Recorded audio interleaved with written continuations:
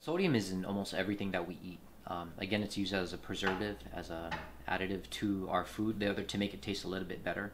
But the problem with that is a lot of people have become accustomed to salty food, and we crave salty food. But again, the problem is eating too much of it. We've become kind of a generation that thrives on salty snacks, salty foods, and kind of the recommendations from the CDC, WHO, and also USDA is that we need to start limiting or reducing the amount of salt that we consume each day. When you consume sodium, it creates an osmotic gradient in your bloodstream, and the amount of fluid that you have in the bloodstream increases and puts more pressure on the vessel walls, and that creates hypertension, which leads to a lot of different kinds of side effects, such as heart disease and stroke.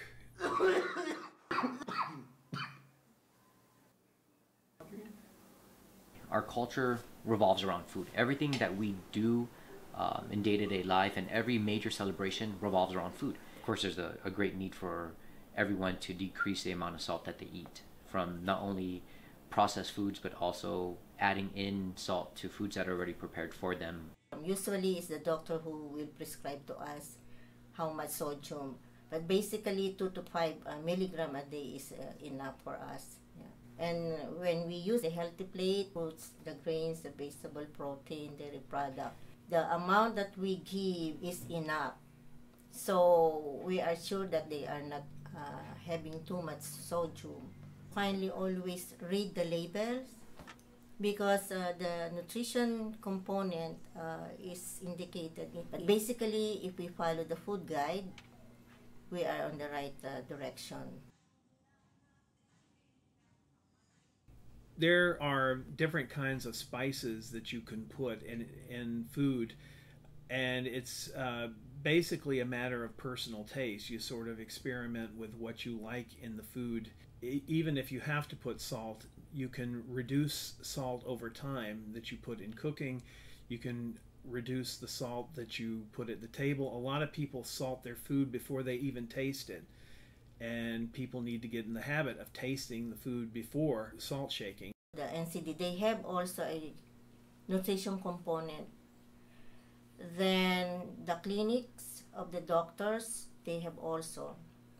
Hospital, they have their own dietitian. SDA, they have also their own doctors who prescribe how much sodium should be taken by their patient, and so they have also their nutritionist dietitian.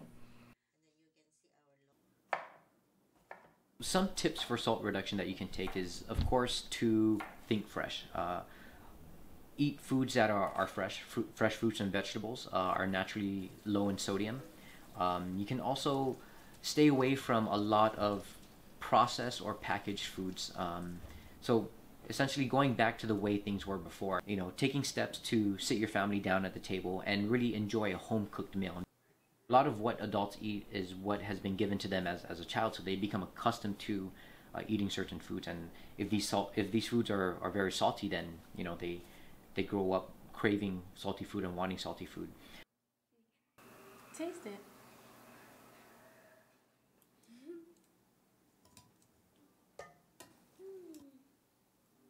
It's pretty good. That's kind of where we stand today, is tons of salt that we consume, and all attributed to the way that we eat, and the way we eat is because of, I guess, our culture.